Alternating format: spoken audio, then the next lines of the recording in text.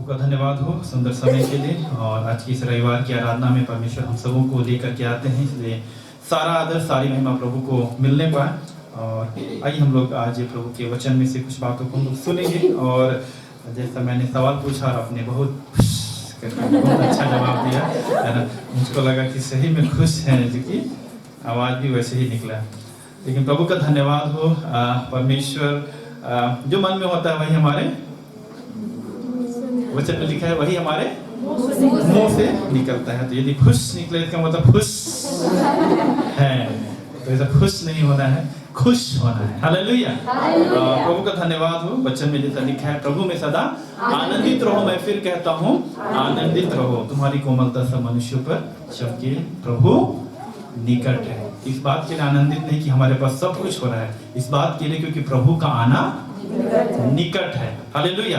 और आइए, जब परमेश्वर हमारे बीच में है और वो अपने वचन के द्वारा बोलता और बातचीत करता है। जब मैं प्रार्थना में था, प्रभु ने कई सारी बातों को मेरे मन में डाला। और आज मैं जिस विषय को लेकर के आपके सम्मुख में आया हूँ, आइए उसके लिए हम लोग एक वचन निकालेंगे। गलातियों की पत्री उसका पहला अध्याय, गलातियों की पत्री उसका पहला अध्याय, और उसका हम लोग पढ़ेंगे 4 पद। गलातियों की पत्री, the book of Galatians chapter 1 verse 4। उसी ने अपने आप को हमारे पापों के लिए दे दिया, ताकि हमारे परमेश्वर और पिता की इच्छा के अनुसार हमें इस वर्तमान बुरे संसार से छुड़ाए। उसकी स्तुति और बड़ाई युगानुयुग होती रहे। आमीन। प्रभु का धन्यवाद हो। लिखा है, उसी ने अपने आप को हमारे पापों के लिए दे दिया, ताकि हमारे परमेश्वर और पिता की इच्छा के अनुसार हमें इस वर्तमान बुरे संसार से छुड़ाए। एक और वचन मेरे साथ पढ़ेंगे, उसी का दूसरा अध्याय उसका 20 पद को पढ़ेंगे। गलातियों की पत्री 2 अध्याय 20 पद। मैं मसीह के साथ क्रूस पर चढ़ाया गया हूँ। अब मैं जीवित ना रहा, पर मसीह मुझ में जीवित है। और मैं शरीर में अब जो जीवित हूँ, तो केवल उस विश्वास से जीवित हूँ जो परमेश्वर के पुत्र पर है, जिसने मुझसे प्रेम किया और मेरे लिए अपने आप को दे दिया। हालेलुया। हालेलुया। यहाँ पर जैसा 2 वचन पढ़ा गया। और आज जो जिस विषय को लेकर के मैं आपके सम्मुख में आया हूँ, है ना, वो है देने के विषय में। क्या है? देने के विषय में। सबसे पहले यहाँ पर हम लोग देखते हैं कि उसी ने अपने आप को हमारे पापों के लिए दे दिया, ताकि हमारे परमेश्वर और पिता की इच्छा के अनुसार हमें इस वर्तमान बुरे संसार से छुड़ाए। बाइबल बताती है कि सबसे पहले परमेश्वर ने यीशु मसीह को हमारे लिए दे दिया। क्यों दे दिया? ताकि हम इस वर्तमान बुरे संसार से छुड़ाए जाए। पाप की वजह से मनुष्य अंधकार में पड़ा हुआ था, इस संसार के चंगुल में, शैतान के चंगुल में पड़ा हुआ था। और परमेश्वर ने प्रभु यीशु मसीह का दाम चुका करके हमें उससे छुड़ा लिया। हालेलुया। अर्थात अपने इकलौते पुत्र को, मसीह को हमारे लिए दे दिया, ताकि हम उद्धार को प्राप्त कर सके। और जैसा गलातियों की पत्री 2 अध्याय उसका 20 पद में भी हमने पढ़ा कि मेरे लिए अपने आप को दे दिया। मसीह ने अपने आप को हमारे उद्धार के लिए दे दिया। ये देने का सबसे सर्वोत्तम, बोला जाए तो बेस्ट है, जो सबसे, है ना, देने का यदि कोई एग्जाम्पल यदि पूरी दुनिया में हम देख सकते हैं, तो वो है कि प्रभु यीशु मसीह ने अपने आप को हमारे उद्धार के लिए दे दिया। और इसीलिए जब हम इस देने के विषय में सीखते हैं, विशेषकर जो दान और दशवांश के बारे में हम सीखते हैं, तो मेरे प्रियो, आज मैं आपके सामने में इस विषय को लेकर के आना चाहता हूं, ताकि हम लोग इस बात को जान सके। मैं पिछले साल से ही प्रार्थना कर रहा था, मुझको लगता है काफी दिन हो गए इस विषय पर हमने बातचीत नहीं की। एक बार फिर से इस नए साल में 2023 में परमेश्वर कुछ बातों को हमें सिखाना चाहता है कि जब हम एक मसीही जीवन जी रहे हैं, जब हम एक कलीसियाई जीवन जी रहे हैं, तो हमारे लिए ये दान और दशवांश क्या मायने रखता है। क्या केवल ये इस तरह से है कि हाँ, ये आराधना का एक मात्र भाग है, या फिर इससे बढ़कर के भी इसका हमारे जीवन में कोई प्रभाव पड़ता है? क्योंकि कई बार लोग इसके प्रभाव से या अनजान है, इसके परिणाम से अनजान है कि परमेश्वर ने इस देने के विषय में, दान और दशवांश के विषय में क्या शिक्षाएं हमें दी है। और जैसा बाइबल बताती है कि परमेश्वर ने इजरायलियों के विषय में ही कहा कि मेरे ज्ञान के नहीं रहने की वजह से मेरी प्रजा नाश हो गई। आज मैं हमारे मसीह जगत के आर्थिक बातों के विषय में देखूं तो कई बार, विशेषकर बाहर के विषय में तो नहीं कहूंगा, मैं अपने झारखंड के बारे में यदि मैं कहूं तो कई बार वे आर्थिक रूप में क्या होते हैं, बहुत कमजोर होते हैं। अभी हम लोग गवाही में भी सुन रहे थे, सिस्टर अनिता ने बताया, एक प्रभु के दास है ना, वे क्या है, मात्र एक बाइबल लेकर के खड़े थे और बोलते हैं कि हम और हमारा परिवार क्या खाए। मैं बताना चाहता हूँ, यदि हम परमेश्वर के दास हैं, यदि हम परमेश्वर के भक्त जाने तो हमें चिंता नहीं करना कि क्या खाएंगे। एलिया ने कभी चिंता की? परमेश्वर ने कौवे के द्वारा रोटी और मांस खिलाया। परमेश्वर अपने लोगों को खिलाएगा और ये प्रभु के लोगों की एक बहुत बड़ी जिम्मेदारी है कि हम इसके विषय में सिखाएं कि हमारे लोग जो मसीही लोग हैं, क्या हम आर्थिक रूप में संपन्न हो सकते हैं या होना चाहिए या नहीं होना चाहिए? होना चाहिए। गरीबी संतोषम परम सुखम, ऐसा वाला नहीं। परमेश्वर के वचन में यदि हम गौर करें तो परमेश्वर ने अपने लोगों को हमेशा जो है हर प्रकार से जो है सक्षम किया है, हर प्रकार से आशीषें दी है। और आशीषों को इस दुनिया की भाषा में लोग धन से ही देखते हैं, लेकिन मैं बताना चाहता हूं परमेश्वर ने मसीह यीशु में हमें हर प्रकार की आशीष, आत्मिक आशीषें दी है, जिसमें हमारा धन भी है। लेकिन उसके बारे में यदि हमारे पास जानकारी नहीं है तो मैं बताना चाहता हूं हम कमाएंगे, ऐसा नहीं हम नहीं कमाएंगे, हम कमाएंगे, लेकिन उसका फल बड़े आनंद के साथ या फिर उसका परिणाम हम अपने जीवन में खुशी के साथ हम नहीं बिताएंगे। बाइबल बताती है कई बार लोग अपनी कमाई को छेद वाली थैली में रख देते हैं। क्यों रख देते हैं? क्योंकि वे परमेश्वर को उसका भाग नहीं देते। परमेश्वर ने धन केवल हमें अपनी जीविका के लिए नहीं दिया। आज मैं बताना चाहता हूं देने के विषय में कि देने का जो सबसे उत्तम काम प्रभु यीशु मसीह ने अपने आप को दे दिया हमारे उद्धार के लिए। कि दान देने वाला क्या करे? उदारता से दे। परमेश्वर ने अपने लोगों को यदि आर्थिक बातों में आशीष दी है ना, आशीष कहने का मतलब है हमारे जीविका के लिए यदि वो पर्याप्त है, वो आशीष है। आशीष ऐसा नहीं कि हम बहुत सारे लेकर के हम सब जगह तराजू में लेकर के हम घूमते फिरे और बताएं कि ये हमारी आशीष नहीं। आशीष कहने का मतलब है जिससे हमारी जरूरतें पूरी होती है, हमारी आर्थिक बातों में कोई कमी नहीं होती। लेकिन कई बार लोगों के पास में होता है लेकिन फिर भी कमी और घटी में वो जीवन जीते हैं। इसका कारण ये है कि परमेश्वर ने जब दिया है तो जैसा लिखा है, दान देने वाला उदारता से दे। परमेश्वर का वचन हमें सिखाता है कि हमें देने वाला होना है। हम लोग अभी कई सारे सेमिनार्स में जाते हैं तो वहाँ पर हमारा एक गेम होता है ना, वहाँ पर हमारे प्रभु के सेवक लोग सिखाते हैं देने वाला हृदय है ना, छोटा हृदय, बड़ा हृदय, देने वाला हृदय, लेने वाला हृदय। तो जब ये सारी बातें, जब मेरे देने वाले हृदय के बारे में मेरा मन चला जाता है कि परमेश्वर जो है उसने हम मसीहों को देने वाला हृदय बनाया है कि हम क्या करें? दे। लेकिन कैसा दे? लिखा है देने वाला उदारता से दे।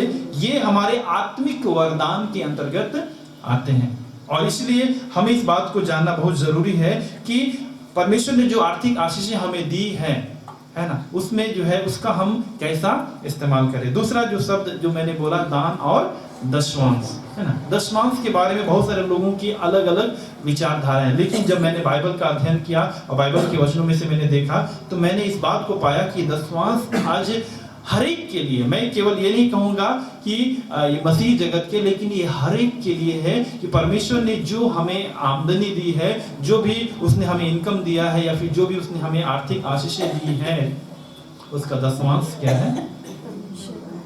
दशमांश परमेश्वर का भाग है। मतलब हमारी आमदनी का 10वां भाग। उदाहरण स्वरूप मान लीजिए हम 100 रुपए कमाते हैं, उसका 10 रुपए किसका है? परमेश्वर का। उस पर हमें अपना नजर लगाने की भी जरूरत नहीं है, लेकिन यदि हम लगा देंगे तो हम समझिए परमेश्वर के भंडार पर नजर लगाना बहुत खतरनाक बात है। परमेश्वर अपने वचन के द्वारा सिखाता है। ये वचन में से जल्दी जल्दी हम कुछ बातों को देखेंगे। कई लोग सोचते हैं कि दशमांश जो है ये तो मूसा की व्यवस्था में लिखा हुआ था, तो हम तो मूसा की व्यवस्था नहीं मानते, तो हम क्या माने? तो बड़ी प्रशंसा नहीं में लिखा, बता दीजिए नहीं में कहाँ पर है, मैं बताऊंगा भी। लेकिन सबसे पहले इस बात को हम लोग जान ले कि ये दशवांश जो है मूसा की व्यवस्था से प्रारंभ नहीं हुई है। ये दशवांश क्या है? ये मूसा की व्यवस्था से पहले, यदि आप मेरे साथ पढ़ेंगे उत्पत्ति की पुस्तक उसका 14 अध्याय,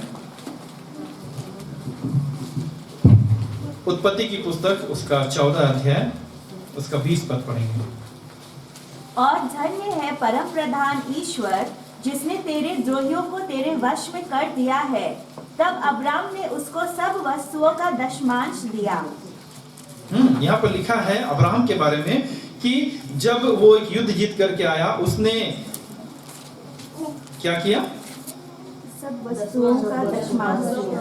हाँ, उसने सब वस्तुओं का दशमांश दिया। और आप यदि इस उत्पत्ति की पुस्तक 14 अध्याय को देखेंगे, अब तक व्यवस्था, मूसा की व्यवस्था नहीं, मूसा तो पैदा भी नहीं हुआ था।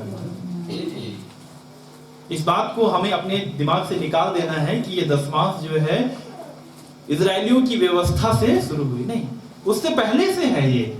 और ये हम लोग जानते हैं कि अब्राहम जो था, जिसको परमेश्वर ने प्रतिज्ञा की थी, क्या प्रतिज्ञा की थी?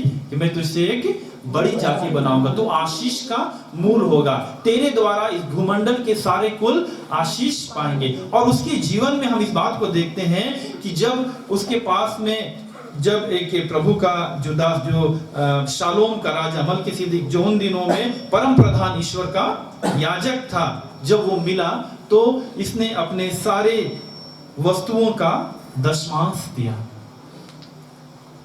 अपनी सारे वस्तुओं का दशमांश दिया। यदि आप इब्रानियों की पत्री उसका 7 अध्याय उसका 4 से हम लोग पढ़ेंगे 4 से 10 तक में, तो वहां पर भी बाइबल कुछ इस प्रकार से बताती है। जी हाँ, इब्रानियों की पत्री 4 अध्याय उसका 7 अध्याय 4 से 10 तक।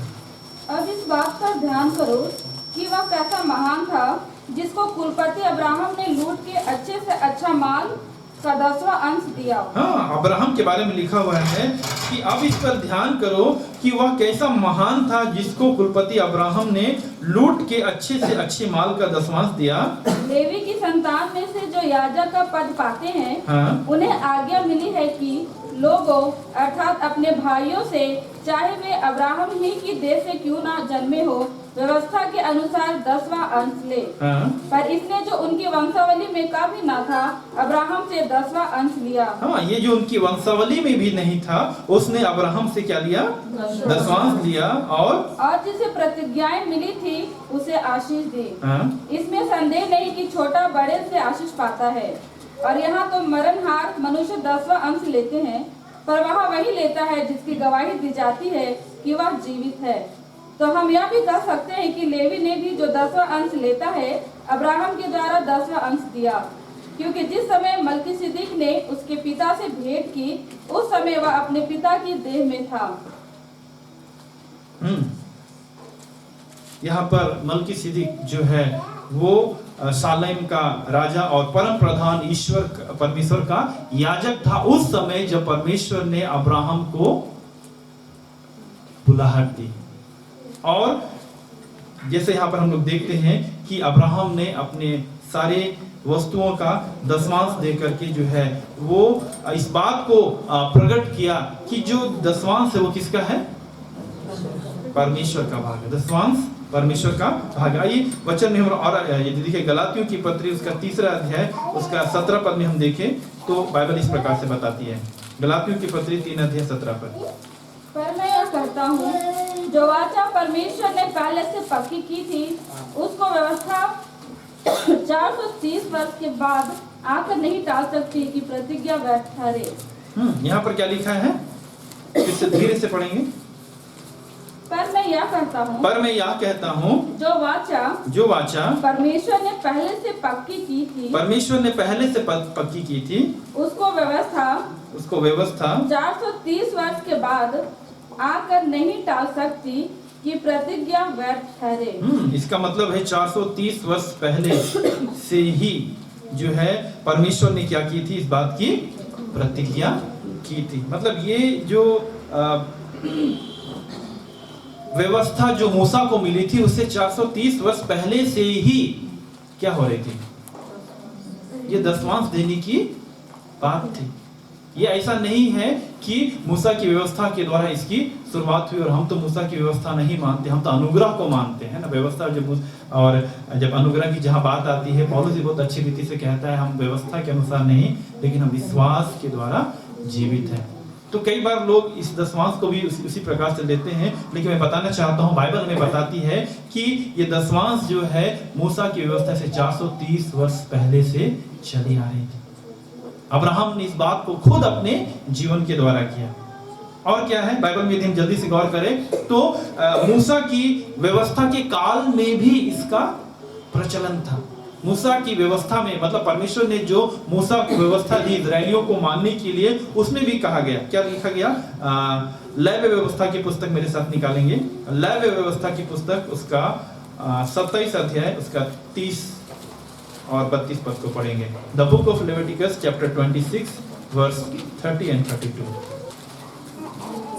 27 का 27 का 27। फिर भूमि की उपज का सारा दशमांश, सुनिए क्या लिखा है, फिर भूमि की उपज का सारा दशमांश, चाहे वह भूमि का बीज हो, चाहे वह भूमि का बीज हो, चाहे वृक्ष का फल, चाहे वृक्ष का फल, वह यहोवा ही का है, वह यहोवा ही का है, वह यहोवा के लिए पवित्र ठहरे, वह यहोवा के लिए पवित्र ठहरे। देखिए मूसा की व्यवस्था के काल में बाइबल बताती है कि भूमि की उपज का सारा दशमांश, चाहे वह भूमि की बीज हो, चाहे वृक्ष का फल, वह यहोवा ही का है, वह यहोवा के लिए पवित्र ठहरे। क्यों मैं कह रहा हूं दशमांश परमेश्वर का है? क्योंकि परमेश्वर ने अपने वचन में इस बात को बताया है कि जो भी हमारी आमदनी है, चाहे हमारा फसल है, उसका दशमांश क्या होता है, परमेश्वर का होता है, और वो पवित्र ठहरे। परमेश्वर का भाग क्या होता है, पवित्र होता है। और पढ़ेंगे, यदि कोई अपने दशमांश में से कुछ छुड़ाना चाहे तो 5वां भाग बढ़ाकर उसको छुड़ाए। 32 पद को भी। हाँ। और गाय, बैल और भेड़ बकरियां अर्थात जो जो पशु गिनने के लिए लाठी के नीचे से निकल जाने वाले हैं, उनका दशमांश अर्थात 10-10 पीछे एक पशु यहोवा के लिए पवित्र ठहरे। हाँ, यदि हम मूसा की व्यवस्था में देखें तो वहां पर दशमांश क्या है, उन दिनों में उनकी उपज का 10वां भाग समझ में आ गया। 10 बोरा खेती हुआ है तो 1 बोरा क्या है, परमेश्वर का है। उसके साथ साथ गाय, बैल, भेड़, बकरी के बारे में भी यहाँ पर लिखा हुआ है कि जो पशु गिनने के लिए लाठी के नीचे से निकल जाने वाले हैं, उनका दशमांश अर्थात 10-10 पीछे एक पशु यहोवा के लिए पवित्र ठहरे। मतलब वो परमेश्वर का भाग है, और इजरायलियों को जो है ये व्यवस्था माननी होती थी। हालेलुया। और इसीलिए मैं बताना चाहता हूं कि परमेश्वर ने अपने भवन के लिए, अपनी सेवा के लिए जो है किसी बात की कोई कमी घटी ना, उसके लिए सारी व्यवस्था, मतलब सारा सिस्टम पहले से उसने हमारे लिए दे दिया। और इसीलिए जब हम बाइबल की बातों को हम लोग पढ़ते हैं तो हम लोग इस बात को समझ पाते हैं कि जो दशमांश है, चाहे वो हमारी भूमि की उपज हो, चाहे वो हमारे गाय बैल, चाहे हम किसी भी रीति से हम आमदनी करते हैं, 10वां भाग पवित्र है। हालेलुया। ये पवित्र है और ये परमेश्वर का है। यदि आप गिनती की पुस्तक देखेंगे, द बुक ऑफ नंबर्स, तो यहाँ पर हम लोग देख सकते हैं लेवी के घराने के विषय में लिखा हुआ है। लेवी कौन है? लेवी कौन है? हाँ, याकूब का बेटा था। लेकिन लेवी का जो सबसे मुख्य काम होता है वो याजकों का समाज, लेवी वंश को याजकों का समाज कहा जाता है। मतलब लेवी वंश को इजरायली जब कनान देश में पहुंचे तो उस समय कोई भी भाग नहीं मिला, लेकिन बाइबल बताती है परमेश्वर ने कहा यहोवा ही इनका भाग होगा। इस गिनती की पुस्तक में पढ़ेंगे, गिनती की पुस्तक the book of numbers chapter 18 verse 21, 18 का 21। फिर मिलाप वाले तंबू की जो सेवा लेवी करते हैं, फिर मिलाप वाले तंबू की जो सेवा लेवी करते हैं, उसके बदले मैं उनको इजरायलियों का सब दशमांश उनका निज भाग करके देता हूँ। हाँ, उसके बदले मैं उनको इजरायलियों का सब दसवांश उनका निज भाग करके देता हूँ। लेवियों के बारे में बाइबल बताती है कि उनको जो कनान देश का कोई भाग, कोई जमीन नहीं मिला था, तो वे लोग कैसे खाना पीना करते? लिखा है इजरायलियों का जो दसवांश वे चढ़ाते थे वही उनका निज भाग होता है। अब समझिए परमेश्वर की व्यवस्था को, कि परमेश्वर ने अपने सेवकों के लिए कैसी व्यवस्था की है। हालेलुया। सारे गोत्रों को मिल गया था, है ना, सब लोग बड़ा खुश थे। लेवी लोग सोचेंगे हाय हम लोग तो कुछ भी नहीं है। लेकिन बताना चाहता हूँ परमेश्वर ने कहा, उन्होंने उत्तम भाग के लिए उनका चुनाव किया गया था, वो था वेदी की सेवा। और उसके लिए परमेश्वर ने क्या व्यवस्था बनाई कि इजरायलियों का सारा दसवांश जो है उनका निज भाग ठहरे। तो यहाँ पर हम लोग देखते हैं कि मूसा की व्यवस्था के काल में जो है लेवी लोग जो है ना, उनके लिए परमेश्वर ने दसवांश का इस्तेमाल करने के लिए कहा था। लेकिन कई बार इस बात को समझिएगा कि जब लेवी है ना, उनके बारे में लिखा हुआ है कि मलाकी की पुस्तक में हम लोग पढ़ेंगे तो हम लोग को और अच्छा स्पष्ट समझ में आएगा, क्योंकि ये व्यवस्था के काल के बारे में ही लिखा हुआ है। मलाकी की पुस्तक उसका 3रा अध्याय उसका 6 पद हम लोग पढ़ेंगे तो यहाँ पर कुछ इस प्रकार से लिखा हुआ है। मलाकी की पुस्तक उसका 3रा अध्याय 6 से यहाँ हम लोग देखेंगे तो यहाँ दसवांश के बारे में परमेश्वर का वचन जो है इस व्यवस्था के काल में कह रहा है।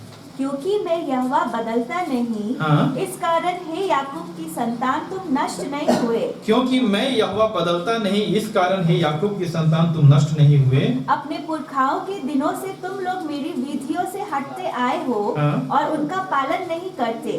तुम मेरी ओर फिरो, तब मैं भी तुम्हारी ओर फिरूंगा। तुम मेरी ओर फिरो, तब मैं तुम्हारी ओर फिरूंगा। सेनाओं के यहोवा का यही वचन है। हाँ। परंतु तुम पूछते हो हम किस बात में फिरे। हाँ, परमेश्वर कह रहा है, किनसे कह रहा है? इजरायलियों से कह रहा है कि तुम मेरी ओर फिरो। तो इजरायली बोलते हैं हम किस बात में फिरे, किस बात में हम मन फिरा है? परमेश्वर क्या कहता है? क्या मनुष्य परमेश्वर को धोखा दे सकता है? क्या मनुष्य परमेश्वर को धोखा दे सकता है? पर देखो तुम मुझको धोखा देते हो, पर तुम मुझको धोखा देते हो, और तो भी पूछते हो हमने किस बात में तुझे लूटा है। और पूछते हो कि हमने किस बात में तुम्हें क्या किया है? लूटा है। देखिए परमेश्वर जो है अपने वचन के द्वारा इस व्यवस्था के काल में भी अपने इजरायलियों से वो बात कर रहा है कि तुम मुझे क्यों धोखा देते हो। इजरायली बोल रहे हमने किस बात में धोखा दिया है? क्या मनुष्य परमेश्वर को धोखा दे सकता है? पर देखो तुम धोखा देते हो। कैसे देते हो? दशमांश और उठाने की भेंटों हाँ, में। केवल धोखा ही नहीं, लेकिन परमेश्वर का वचन कहता है तुमने मुझे लूटा है। ये बहुत खतरनाक बात है। हमने तो कोई नहीं लूटा। हम लोग लूटते हैं क्या?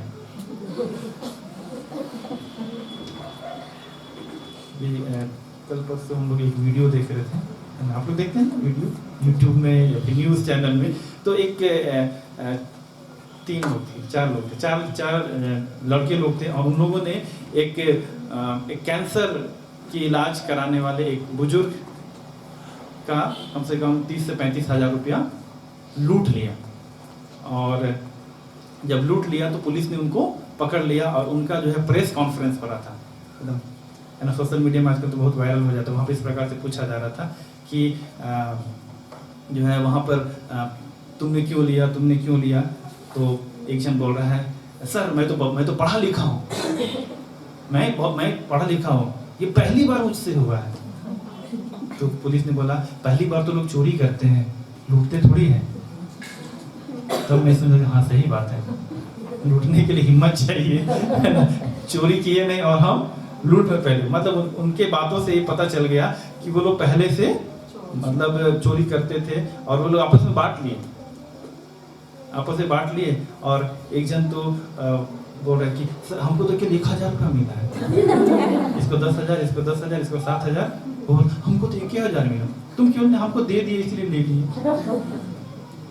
तो पुलिस जो है बहुत सारी बातों में छानबीन करती है, और वहां पर तो जब वहां पर बात आई लूटने की बात, तो तुमने क्यों ऐसा किया? वहां पर बोला गया तुमने गलती से हो।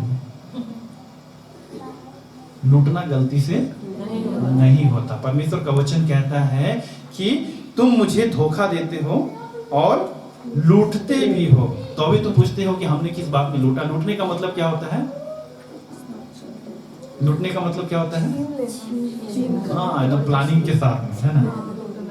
लूट लेना मतलब सामने वाले की इच्छा नहीं है। बाइबल बताती है यदि हम दसवांश और उठाने की भेंट मतलब जो परमेश्वर का यदि हम उसे नहीं देते हैं, हम परमेश्वर के भंडार से क्या करते हैं? लूटते हैं। ये बहुत ही एक बड़ी चेतावनी आज प्रभु कलीसिया और हर एक लोगों को दे रहा है। और क्या लिखा हुआ है? तुम पर भारी शाप पड़ा है। और इस कारण तुम पर भारी शाप पड़ा है। दसवांश के विषय में और उठाने की भेंटों के बारे में यहाँ पर बाइबल बताती है मूसा की व्यवस्था के काल के समय से ही इस बात में कि यदि कोई इस प्रकार से ना करे, प्रभु के भाग को लूटे या धोखा दे, तो लिखा है तुम्हारे ऊपर में बड़ा श्राप पड़ा है, हम दोषी ठहरते हैं। और क्योंकि तुम मुझे लूटते हो, हाँ? वरन सारी जाति ऐसा करती है। क्योंकि तुम मुझे लूटते हो। परमेश्वर का वचन कहता है इजरायली तुम लोग मुझको लूटते हैं, वरन सारी जाति भी ऐसा ही करती है। दूसरी जातियों के बारे में भी परमेश्वर का वचन कहता है। हालेलुया। मैं बताना चाहता हूँ, है ना, कई बार मैं न्यूज़ को देखता हूँ, मैंने इस बात को देखा है, बहुत सारे ऐसे लोग हैं जिन्होंने इस दसवांश की बात, वे मसीही नहीं है लेकिन भी वे लोग अपना दसवांश भले कामों के लिए देते हैं और उनको और मिलते जा रहा है। तो वो लोग सिखाते हैं 10% क्या करना है, अलग रखना है। लेकिन जो लोग नहीं देती, बाइबल बताती है वरन सारी जाति ऐसी करती है और वो मुझे लूटती है।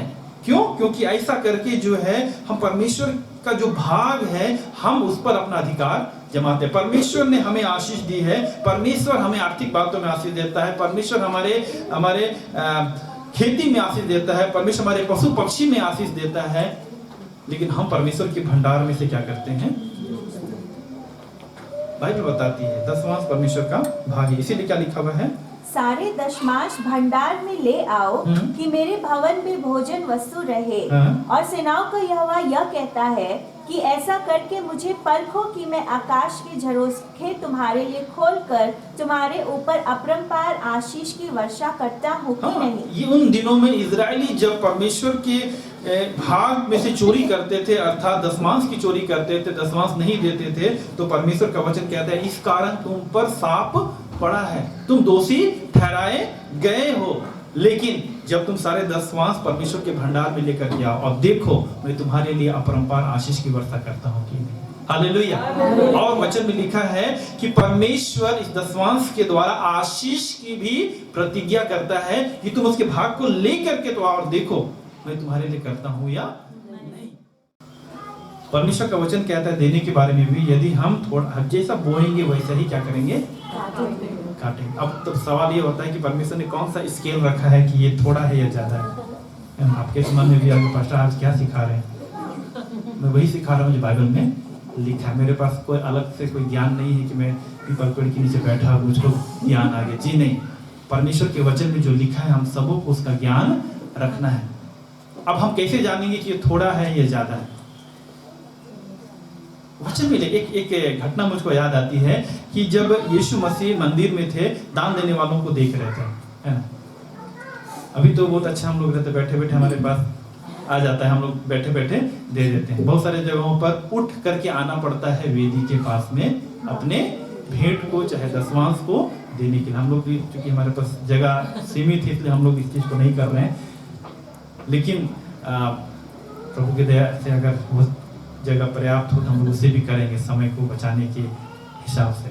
लेकिन कहने का मतलब है कि मैं क्या बोल रहा था, यीशु मसीह ने मंदिर में जब दान दे रहे थे उस समय जब देखा तो क्या देखा, कुछ लोग धनवान थे बहुत, है ना, वो लोग दिखा दिखा करके, है ना, कि हम क्या कर रहे हैं।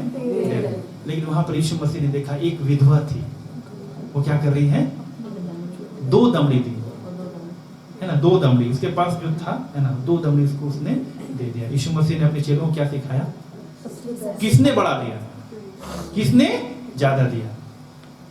तो बोलते हैं कि इस विधवा स्त्री ने सबसे बढ़ करके डाला है। हालेलुया।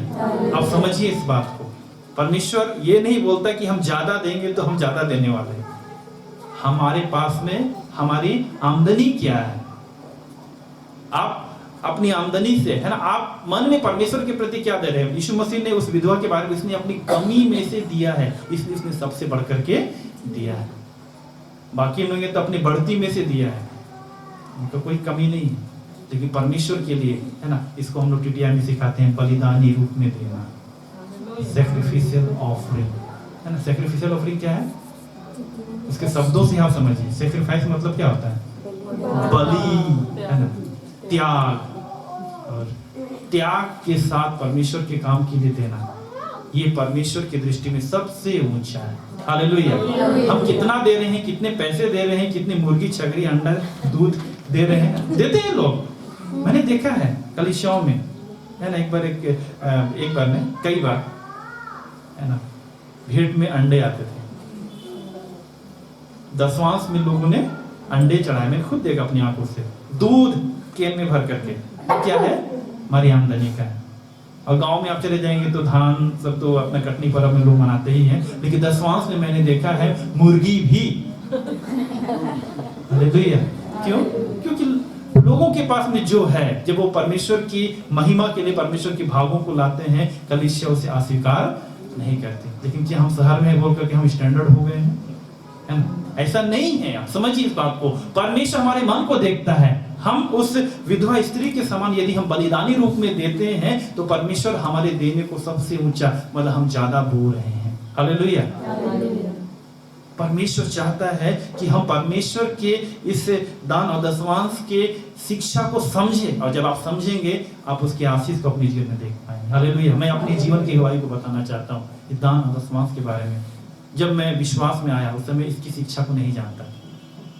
6 साल लग गए, 6 साल लग गए कि पूरे रीति से मैंने प्रभु यीशु मसीह को ग्रहण किया। उसके बाद जब मैंने इसके विषय में सीखा, मैं बताना चाहता हूँ, मैंने इसको करना शुरू किया।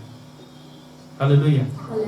जब मैं नहीं करता था, मेरे पास रहते थे, फिर भी कमी घटी होती थी। लेकिन जब मैंने इस बात को सीखा कि नहीं, मुझको करना है, मैं बताना चाहता हूँ, हमारे जीवन मिशन आदत की ये गवाही है। हम लोग भी हमारे सारे इनकम का हम लोग 10% हम लोग अलग करते हैं, किसी दूसरे मिनिस्ट्री को हम लोग देते हैं, किसी दूसरे सेवकों को देते हैं, या फिर हम उसको अपना खुद खर्च नहीं करते। लेकिन मैं अपनी बड़ाई के लिए इस बात को नहीं कहना चाहता हूँ। मैं इसलिए कहना चाहता हूँ, इसकी आशीष मैंने देखी है। क्योंकि जब मैं घर से निकला था, मेरे पैर में अपनी चप्पल नहीं थे, अपने कपड़े भी नहीं थे। कुछ लोग पूछते हैं आप क्या करते हैं, मैं बोलता हूँ मैं सेवा करता हूँ। तब लेकिन कुछ लोग बोलते हैं लगता नहीं है आप सेवा करते हैं। सेवा करता हूँ। अब कौन है क्या? कई बार लोग इस प्रकार से बातें करते हैं। अभी कल परसों हम एक बरियल में गए, एक भाई थे, वो बोलते हैं बहुत खिल रहे हो। तो खिला हुआ हूँ। तो बहुत चमक रहे हो। हमें तो चमकता ही रहता हूँ, आप नहीं देखते हैं, आपसे मुलाकात नहीं होते रहते। जो लोग मुझको देखते हैं, मुझको, है ना, कभी मैं नहाता भी नहीं हूँ तो भी चमकता है। ये सुंदरता मेरे नहाने से नहीं आती। तब वो अपने असली मुद्दे में आए। वो क्या बोलते हैं, सब प्रकार से, सब तरफ से मिल रहा है। तब मैं समझ गया कि वो क्या कहना चाह रहे हैं। मतलब खूब पैसा तुमको क्या कर रहा है, मिल रहा है। उनका कहने का मतलब है बाहर से पैसा आ रहा है, तुमको मिल रहा है। मैंने कहा हाँ मिल रहा है, मेरा परमेश्वर मुझे दे रहा है। Hallelujah, hallelujah.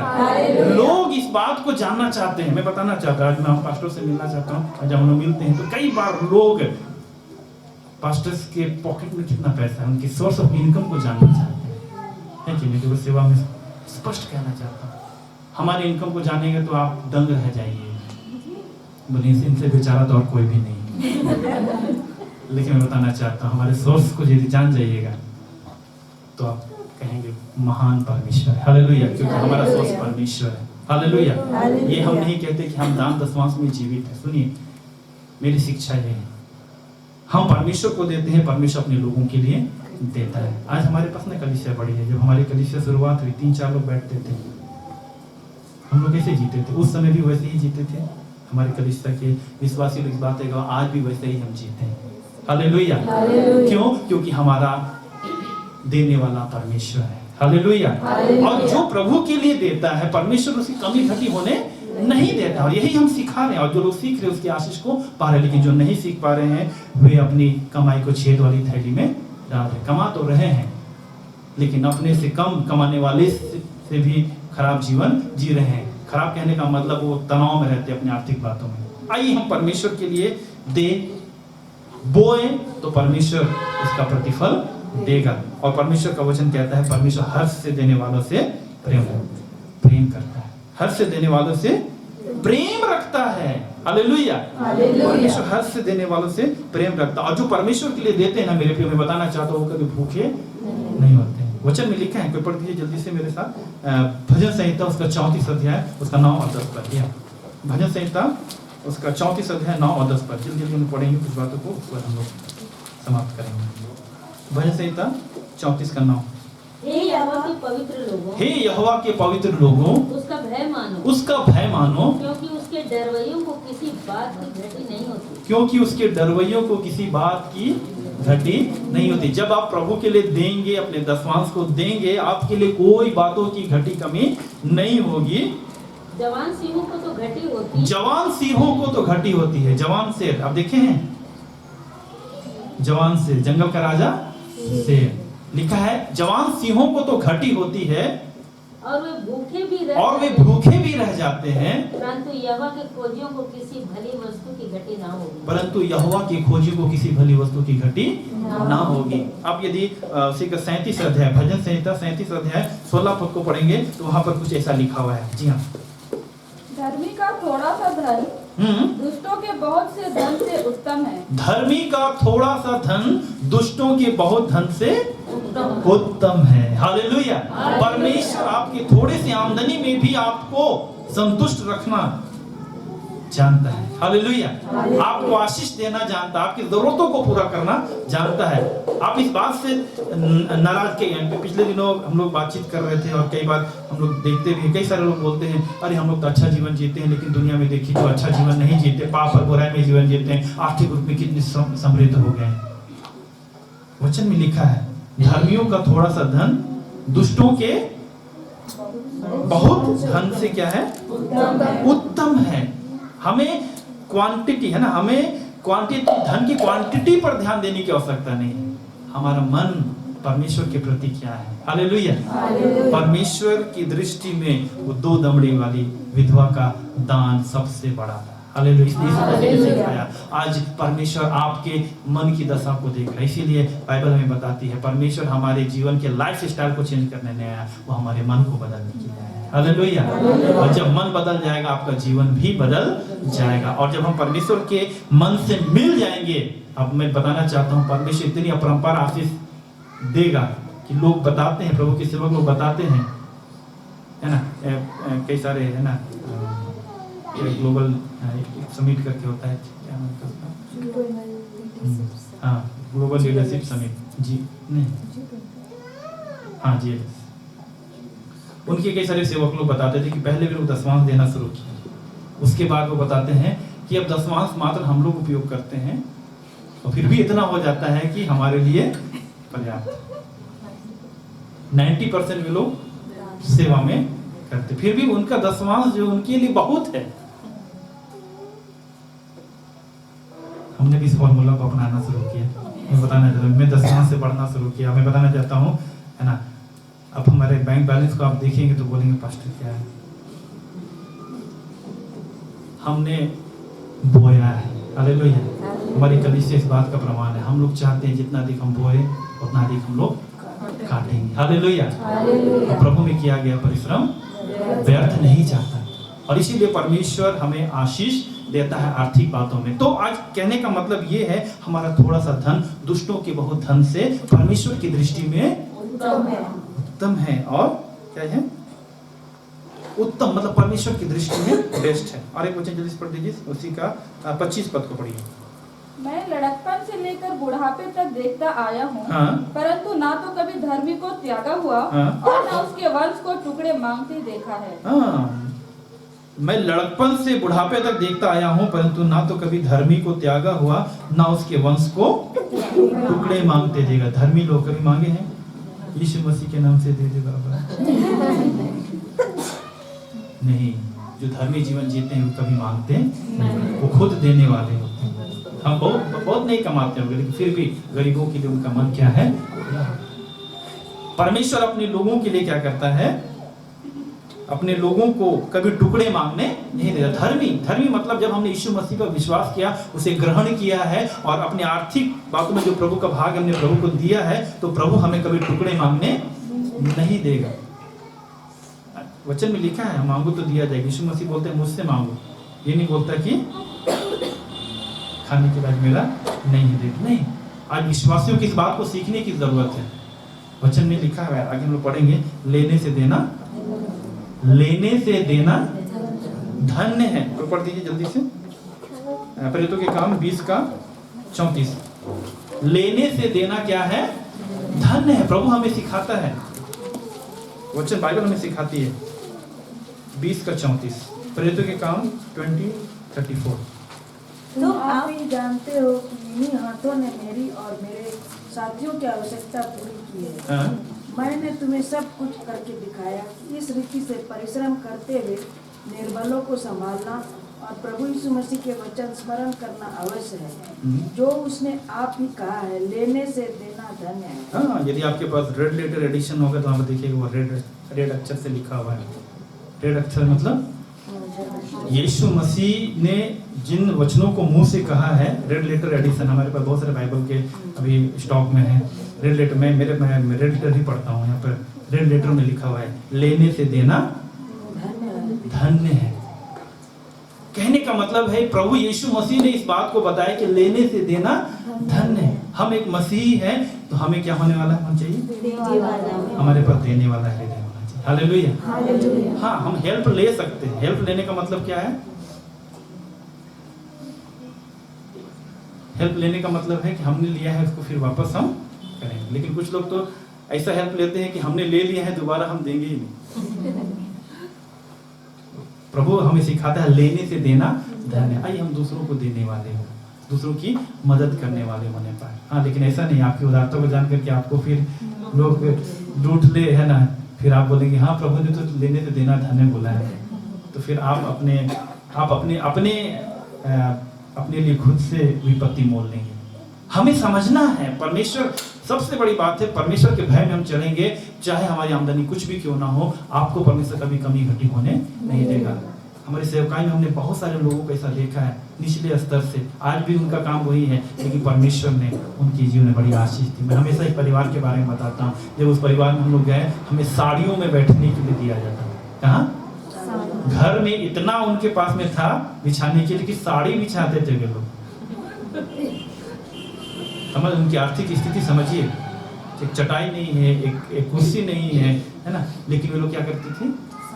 अपनी साड़ी को उस बहन बिछाती थी। परमेश्वर ने उनको इतना आशीष दिया। उस समय भी वे लोग वही काम करते थे, आज भी वही काम करते हैं। लेकिन आज उसका बेटा बोलता है कि महीने हम 1-2 लाख तो पेमेंट करते हैं। हालेलुया। हमने देखा है कि वे लोग बड़ी ईमानदारी पूर्वक, अभी तो बेटा उसका बड़ा हो गया, अभी कुछ काम करता है, कंस्ट्रक्शन का काम करता है, लेकिन उस समय से लोग प्रभु को देने वाले बने। हालेलुया। मैंने भी सीखा इससे कि परमेश्वर अपने लोगों को कभी नीचे नहीं रहता है। हालेलुया।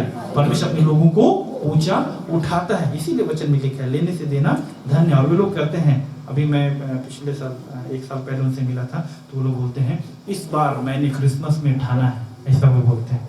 वो घर का जो मुखिया बोलता है मैं 10 लोगों को नए कपड़े पहनाऊंगा। काम अभी भी है, कौन सा काम है? मिस्त्री का काम करने का। ठीक बोलते, इस बार मैंने ठाना है, पिछले बार 5 था, इस बार क्रिसमस में 10 लोगों को मैं नए कपड़े पहनाऊंगा। हालेलुया।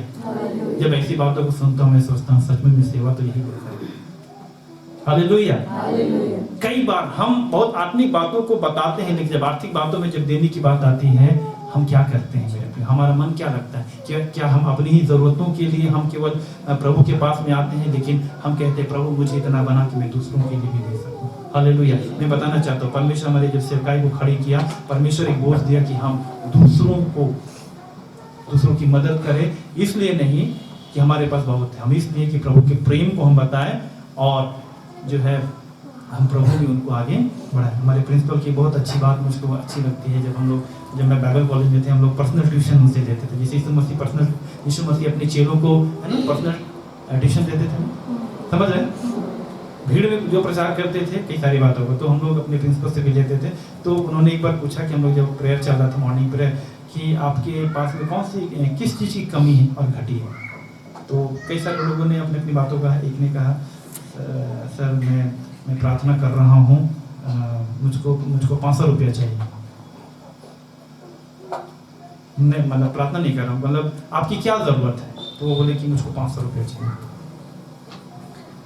तो सर ने तुरंत 500 रुपये निकाला और दे दिया और बोला आज जो तुमने मुझसे कहा है ना वो दोबारा मत कहना, अगले बार परमेश्वर से मांगो। मेरे पास है, मैं दे दिया, लेकिन यदि परमेश्वर से मांगोगे तो वहीं पर खड़े हुए कुछ लोग बोले थे मैं एक सप्ताह से 500 रुपये के लिए प्रार्थना कर रहा था, परमेश्वर ने दिया, गवाही के समय। हालेलुया। कहने का मतलब है कि जब इस बात को हमने सीखा, हमारे पास यदि है तो हम उसे दे सकते हैं, लेकिन सबसे अच्छी बात है हमारे प्रिंसिपल ने सिखाया कि हम परमेश्वर से मांगने वाले हैं। हालेलुया। वो आपकी हर जरूरत को पूरी करेगा, और जब वो करेगा तो हम कहेंगे परमेश्वर ने दिया, परमेश्वर का नाम हालेलुया। और परमेश्वर अपने वचन के द्वारा हमें सिखाता है। हमें ऐसा नहीं कि जब ज्यादा बोलना है, मतलब हम वचन में लिखा है, पहला कुरिन्थी 16 अध्याय 1 और 2 पद में पढ़ेंगे तो वहां पर कुछ ऐसा लिखा है। पहला कुरिन्थी उसका 16 अध्याय 1 और 2 पद। अब उस चंदे के विषय में जो पवित्र लोगों के लिए किया जाता है, जैसे आज्ञा मैंने गलाती के कलीसियाओं को दी, वैसा ही तुम भी करो। हाँ, ये पौलुस जो है कुरिन्थियों की मंडली को सिखा रहा है कि अब उस चंदे के विषय जो पवित्र लोगों के लिए किया जाता है, जैसी आज्ञा मैंने गलाती की कलीसियाओं को दी, वैसे ही तुम भी करो। सप्ताह के पहले दिन तुम में से हर एक अपनी आमदनी के अनुसार कुछ अपने पास रख छोड़ा करे कि मेरे आने पर चंदा ना करना पड़े। हाँ, यहाँ पर पौलुस ने सिखाया है अपनी आमदनी के अनुसार हमें देना है ना? कैसे देना है? परमेश्वर जो है अपने वचन के द्वारा हमें सिखाता है कि हमें अपनी आमदनी के अनुसार देना। इसका मतलब ये नहीं है ना, ज्यादा बोने और ज्यादा काटने का मतलब ये नहीं कि हमारे पास जितना नहीं है उतना हम क्या करेंगे, लोन ले लेकर के हम क्या करेंगे। एक प्रभु के सेवक के बारे में मैंने सुना, कुटिया कुछ लोग कई बार क्या होता है लोन लेकर के ना, परमेश्वर की जब देने की बात आती है हमें अपनी आमदनी के अनुसार ना, उस बात पर ज्यादा मैं फोकस नहीं करूंगा। कहने का मतलब परमेश्वर ने जो हमें आमदनी दी है हमें उसके अनुसार ही करना है। और जब आप अपनी आमदनी का दान और दसवां प्रभु को देंगे, परमेश्वर किसी बातों में कमी घटी होने नहीं देगा, और परमेश्वर अपने लोगों की हर जरूरत को पूरा करता है। और इसके लिए परमेश्वर ने पहले से हमारे लिए एग्जाम्पल दे दिया। हमारे उद्धार के लिए परमेश्वर ने अपने इकलौते पुत्र यीशु मसीह को हमें दे दिया। दूसरा कुरिन्थी 9 अध्याय उसका 15 पद में ऐसा लिखा है, हम समाप्त करेंगे। दूसरा कुरिन्थी 9 अध्याय 15 पद। परमेश्वर का उसके उस दान के लिए जो वर्णन से बाहर है धन्यवाद हो। परमेश्वर का उसके उस दान के लिए जो वर्णन से बाहर है धन्यवाद। हालेलुया। आइए हम परमेश्वर के पास में आए और इस बात को हम समझे कि यदि हम परमेश्वर के इस देने के नियम को यदि हम समझ गए हैं तो परमेश्वर आपको आर्थिक बातों में कभी कमी घटी होने नहीं देगा। और यदि मान लीजिए आपके पास कोई सोर्स ऑफ इनकम नहीं है, प्रभु से प्रार्थना करें, परमेश्वर आपको सोर्स ऑफ इनकम भी देगा। और जब आप इन बातों को अपने जीवन में लागू करेंगे, मैं बताना चाहता हूँ परमेश्वर आपको कभी कमी घटी में रहने नहीं देगा, क्योंकि परमेश्वर ने हमें कमी में रहने के लिए नहीं बुलाया। वचन में लिखा हुआ है यीशु हमें बहुतायत का जीवन देता है। चोर किसी और काम के लिए नहीं, चोरी करने, घात करने और नष्ट करने के लिए आता है, लेकिन यीशु मसीह ने कहा मैं इसलिए आया कि वे जीवन पाए और बहुतायत का जीवन पाए। परमेश्वर आज हम सबों को इस वचन के द्वारा हमें सिखाना चाहता है कि यीशु परमेश्वर ने, जैसा लिखा है, परमेश्वर का उसके उस दान के लिए जो वर्णन से बाहर है धन्यवाद। परमेश्वर ने पहले ये देने का काम करके दिखाया जो वर्णन से बाहर है। हालेलुया। उसने कर करके दिखाया है कि हम भी यदि हम करें तो परमेश्वर हमारे जीवन में किसी बात की कमी घटी होने नहीं देगा। और जब ये करते हैं एक आज्ञाकारिता के अनुसार मेरे प्रियो, तो हम खुद गवाही देंगे, दूसरों को भी हम गवाही देंगे कि परमेश्वर हमारे लिए कैसा उपाय करता है। हालेलुया। और जब आप इसमें ईमानदार रहेंगे तो परमेश्वर, वचन में लिखा है कि वो अपने लोगों का प्रतिफल देने वाला परमेश्वर। हालेलुया। तो क्यों नहीं हम इस वचन की शिक्षा को हम अपने जीवन में लागू करें और दूसरों को भी सिखाएं जो इसके विषय में नहीं जानते, क्योंकि जो परमेश्वर का भाग है वो परमेश्वर के लिए है। और जैसा मलाकी की पुस्तक में हमने पढ़ा कि सारी जातियां भी मुझे लूटती है, हर एक की आमदनी का 10वां भाग परमेश्वर का है, ताकि परमेश्वर का काम बहुत अच्छी रीति से होने पाए। हालेलुया। बाइबल बताती है कि जहाँ पर लोग इस बातों में ईमानदार नहीं रहते, वहाँ पर उनके जीवन में समस्याएं और आर्थिक संकट जो है क्या रहती है, घेरे रहती है। आइए हम प्रार्थना करें कि परमेश्वर हमारी कलीसिया में और हमारे बीच में ऐसी बातों को ना होने दे, और यदि कोई इन बातों को लेकर के आते आर्थिक समस्याओं से, हम उनको इसी बातों के बारे में सिखाएं कि परमेश्वर ने जो हमें दिया है, हम परमेश्वर के कहीं भंडार से चोरी तो नहीं करते। दशमांश ना देकर के लोग परमेश्वर के भंडारों से क्या करते हैं, चोरी करते हैं, और इसीलिए उनके जीवन में कई सारी समस्याएं आर्थिक बातों में और कई सारी बातों में आती है, क्योंकि चोर को केवल एक रास्ता चाहिए, है ना। चोर को घर में घुसने के लिए बड़ा सा गेट खुला रहेगा तो मैं घुसूंगा, ऐसा नहीं, उसके लिए एक छोटा सा छेद, है ना। छोटा सा छेद कहने का मतलब एक छोटा सा जगह चाहिए ताकि आपके घर की उत्तम वस्तुओं को चोरी कर सके। शैतान हमारे जीवन में कई बार इसी रीति से वो काम करना चाहता है। आत्मिक रूप से कई सारे लोग बहुत आगे बढ़ जाते हैं, लेकिन आर्थिक रूप में विश्वासी लोग कई बार इस संकट में पड़ते हैं, तो उसका कहीं ना कहीं कारण ये प्रभु के दशमांश का या दान का ना देना भी है। इसलिए आइए हम प्रभु के वचन में खुद भी चलें और दूसरों को भी सिखाएं, तब हम कलीसिया की उन्नति का कारण बनेंगे। और जैसा मैं हमेशा कहता हूँ कि परमेश्वर हमें यहीं से खड़ा करना चाहता है। हालेलुया।